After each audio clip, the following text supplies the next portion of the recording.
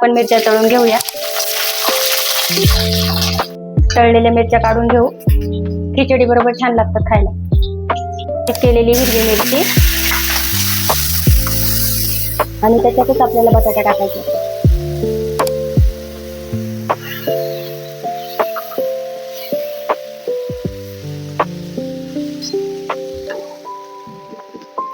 एक चमचा मीठ टाकून घेऊ आणि काही नंतर टाकायचं आहे.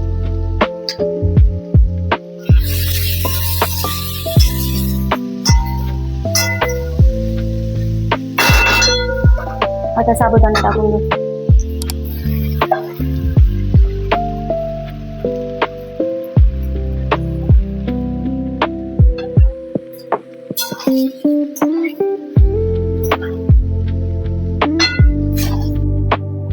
आता शेंगदाण्याचं कूट टाकून घेऊ. मगाशी आपण 1 चमचा मीठ टाकले, आता अजून 2 चमचे मीठ टाकून घेऊ आणि ते सगळं व्यवस्थित मिक्स करून घेऊ.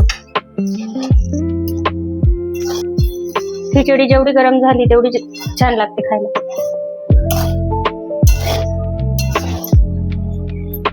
तुम्ही मिरची तुमच्या पद्धतीने कमी जास्त करू शकता.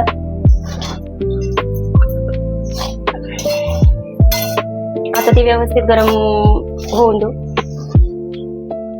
व्यवस्थित सगळं मिक्स करून झालं का त्याच्यावर आपल्याला 2 मिनिटं झाकण ठेवायचंय, जेणेकरून त्याची वाफ चांगली भरेल साबुदाण्याची. आता त्याच्यावर झाकण ठेवू थोडा वेळ आणि 2 मिनिटांनी पुन्हा मिक्स करू ते. आता 2 मिनिटं झालेले, आपण झाकण काढून घेऊ आणि गॅस मोठा करून पुन्हा आपल्याला 5 मिनिटं मिक्स करायचे व्यवस्थित.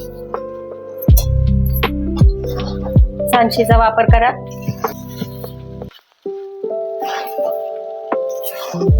आता 5-10 मिनिटं छान गरम होऊन द्यायचं. आमची जॉईंट फॅमिली आहे, 4 जणांचं कुटुंब आहे. आमच्या घरी सर्वांनाच एकादशी असते, मुलांसहित सर्वांनाच. आता अशा पद्धतीने आपली खिचडी छान गरम झालेली आहे. तुम्ही बघत असाल सुरुवातीला एकदम व्हाईट कलरचा होता साबुदाणा. आपण त्याचा पूर्ण रंग चेंज होईपर्यंत गरम केलेली आहे. 20 ते 25 मिनिटं लागली आपल्याला खिचडी परतायला. कौस्तुभ, खिचडी गरम झाली. प्रकारे आपली खिचडी तयार झालेली आहे. आज भागवत एकादशी आहे. या मंडळी फराळाचं करायला आणि आमच्या चॅनलला लाईक आणि सबस्क्राईब करा.